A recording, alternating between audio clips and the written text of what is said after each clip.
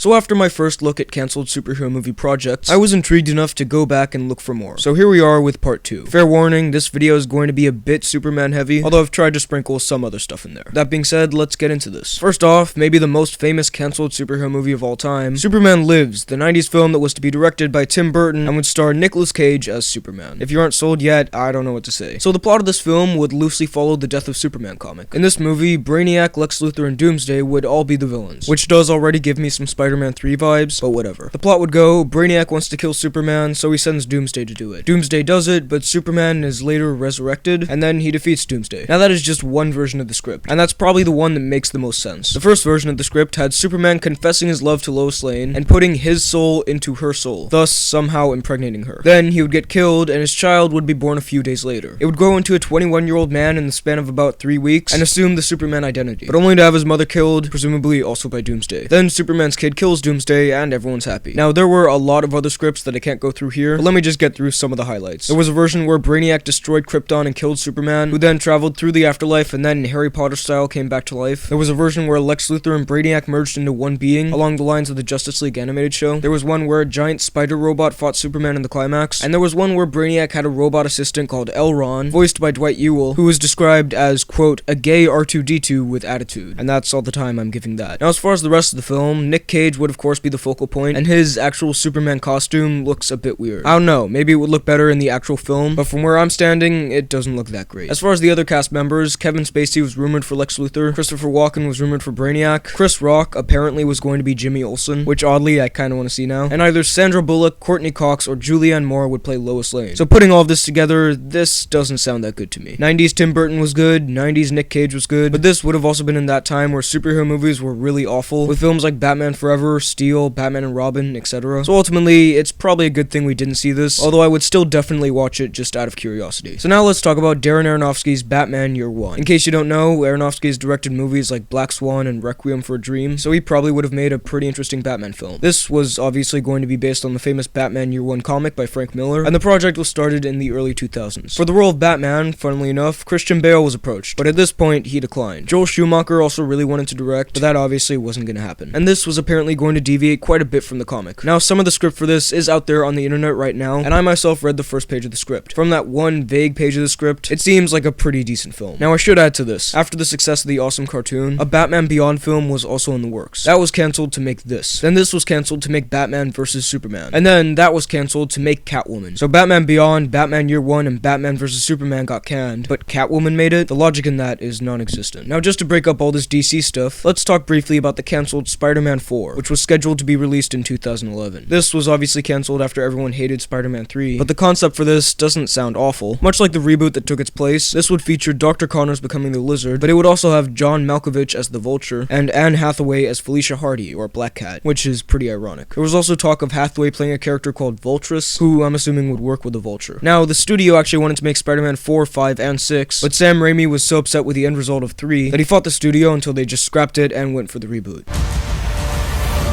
Now finally, let's get back to Superman, specifically J.J. Abrams' Superman Flyby. Throughout this whole thing, just keep in mind this was back in the early 2000s. First up, for the role of Superman, both Henry Cavill and Brandon Routh auditioned. Other people who were approached included Paul Walker, Ashton Kutcher, Jerry O'Connell, James Marsden, Jude Law, Brendan Fraser, Matthew Bomer, Josh Hartnett, and Tom Welling, who played teenage Clark Kent on Smallville. As far as who would direct this, the first choice was McG, the director of 3 Days to Kill, Terminator Salvation, This Means War, and Charlie's Angels, so he isn't the best director. However, he dropped out to make the sequel to Charlie's Angels. So then they got Brett Ratner, the director of X-Men The Last Stand, Tower Heist, and all 3 Rush Hour films. So he also isn't the best director. But he also dropped out for some reason, and so they got J.J. Abrams, who is a pretty significant step up from those last 2. There were a lot of scripts for this as well. Some of them had Krypton in a war between Jor-El and his brother Carter Zor. Kal-El would then be launched to Earth, he would become Superman like we all know, and then Carter Zor's son would come to Earth to fight him. At some point in this movie, Superman would die, and Jor-El would kill himself. They'd both go to Kryptonian heaven, and then because of some prophecy or something, Superman would be resurrected and defeat Carter Zor's son. There was also a version of this with Lex Luthor, who would be revealed to actually be a Kryptonian, but regardless, this all seems like a colossal mess. However, maybe J.J. Abrams could have done something with it, I just don't know. Now, I just want to quickly mention the rest of the cast here, because it's pretty crazy and kind of awesome in a weird way. And note up front that some of this was rumored and some was confirmed. They were gonna have Christopher Walken as Perry White, Anthony Hopkins as Jor-El, either Ralph Fiennes or Johnny Depp as Lex Luthor, Joel Edgerton as Carter Zor's son, and I've saved the best for last, cast Shia LaBeouf as Jimmy Olsen. Do it! Which I can actually totally see. Early 2000s Shia as Jimmy Olsen, that totally works. Scarlett Johansson was also reportedly going to play Lois Lane, which I'm not sure about. I did the math and she would have been something like 19 when this was coming out, so I don't know. So those were some more cancelled superhero movies. Would you have liked to see any of these? Let me know down below in the comments. While you're at it, be sure to like this video, check out my Instagram at BHL_Hudson, and subscribe for more videos like the one you just watched. Thanks for watching, and I'll see you next time.